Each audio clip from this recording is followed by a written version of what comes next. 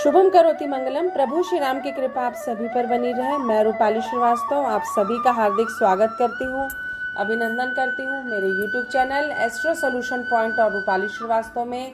आप सभी प्रसन्न होंगे, जीवन में अपने कार्य की प्रगति पथ पर आगे बढ़ रहे होंगे। इन्हीं शुभकामनाओं के साथ स्वागत है आपका बहुत बहुत मेरा YouTube channel astro solution point और रूपाली श्रीवास्तव में। आज हम जिस विषय पे चर्चा करने वाले हैं वो है अक्टूबर माह में मकर राशि वालों के साथ क्या क्या हो सकता है, उन्हें किस चीज़ की सावधानी बरतनी चाहिए और उन्हें क्या करना और क्या नहीं करना चाहिए। लेकिन उससे पहले मैं आपको याद दिला दूं कि अगर आपने अभी तक हमारे YouTube channel astro solution point और रूपाली श्रीवास्तव को सब्सक्राइब नहीं किया है तो उसे सब्सक्राइब अवश्य कर लें।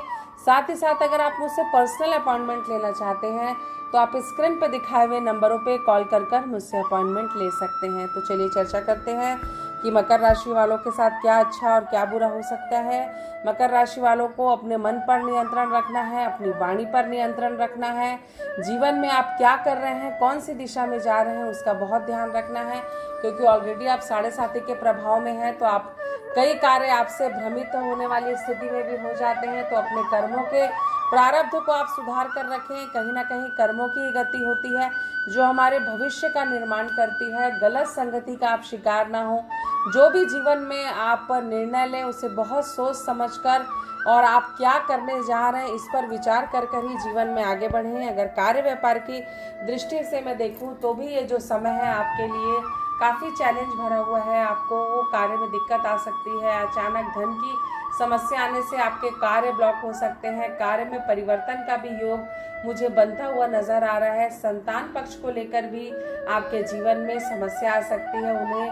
उनके कैरियर को लेकर आप विचलित हो सकते हैं और कई सारी परेशानियां एक साथ आपके मन को प्रभावित कर सकती हैं। तो जीवन में जो भी निर्णय लें एक बार विचार जरूर करें कि आप ये कार्य क्यों कर रहे हैं और इसका आपको भविष्य में क्या परिणाम प्राप्त होगा। लेकिन यात्रा के योग को टालें, हो सके तो वाहन सोच समझकर धीरे चलाएं और सप्ताह के प्रारंभ में वाहन इसे चलाते हुए कोई दूरगामी यात्रा ना करें, यह आपके लिए नुकसानदायी हो सकती है। साथ ही साथ आपके पैर में चोट लगने की भी संभावना है, तो सावधानी रखें। कोई भी कार्य पूरे मेहनत के साथ करें, कर्म करते रहें।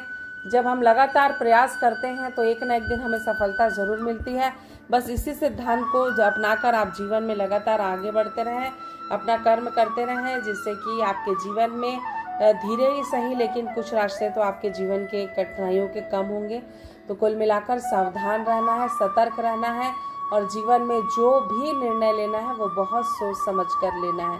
आपने जाना कि किस प्रकार मकर राशि वालों के साथ क्या क्या हो सकता है अक्टूबर माह में। अगर आप भी परेशान हैं, विपरीत परिस्थितियों के साथ संघर्ष कर रहे हैं और अपनी किसी प्रॉब्लम का आप मुझसे सलूशन चाहते हैं तो आप स्क्रीन पे दिखाए हुए नंबरों पे कॉल कर मुझसे अपॉइंटमेंट ले सकते हैं। साथ ही साथ अगर आप मुझसे या मेरे संस्थान से जुड़ी किसी भी प्रकार की जानकारी प्राप्त करना चाहते हैं तो आप हमारी वेबसाइट cellnumerology.com पर जाकर भी मुझसे संपर्क कर सकते हैं। जीवन में ये ज़रूरी होता है कि हम क्या कर रहे हैं, क्यों कर रहे हैं और कब कर रहे हैं, इसका निर्धारण समय रहते सही उम्र में कर लिया जाए, ताकि समय गुजर जाने के बाद हमें जीवन में पछताना ना पड़े। अगर आप अपने लिए अपनी रूपरेखा बनाकर चलते हैं, एक टारगेट के साथ जीवन में आगे बढ़ते हैं और अपने लिए लक्ष्य निर्धारित करते हैं, तो निश्चित ही आपको ये पता होता है कि आपको किस दिशा में और कितनी मेहनत के साथ जीवन में आगे बढ़ना है।